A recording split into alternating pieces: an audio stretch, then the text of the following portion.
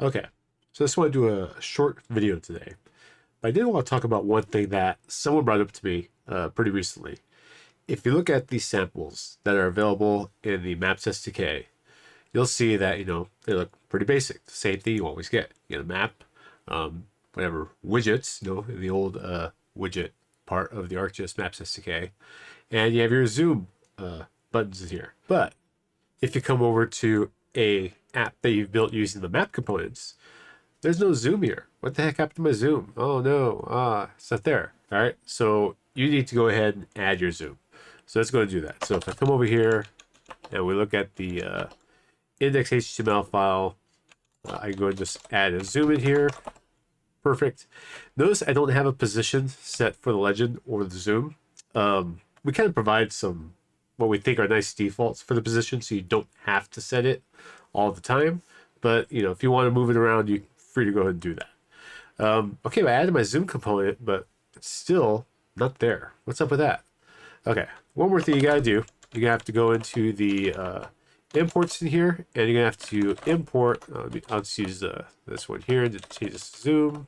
If I can spell. Oh, I can't spell. Okay. Oh my gosh. Cannot spell. Isn't that horrible? Okay, there we go. Now I got my zoom component, and everything's gonna work the way that it should. Look at that. That's a fantastic, isn't it? All right, perfect. So yeah, that's the only thing you need to do.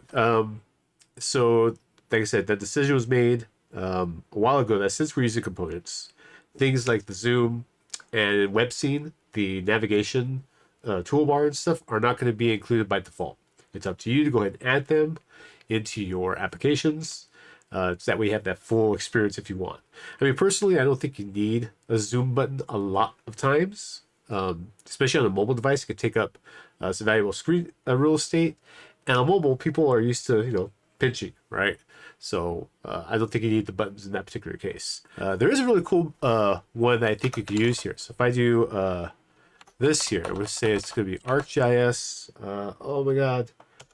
Their directional pad. All right, so that's a cool one. So let's go and add the directional pad in here, just so you can see what that looks like. I think it's kind of neat for mobile devices since that kind of came up. So ArcGIS directional pad. Oh, okay, here we go. So let's move this to the top. Still can't spell. There we go. Move to the top right.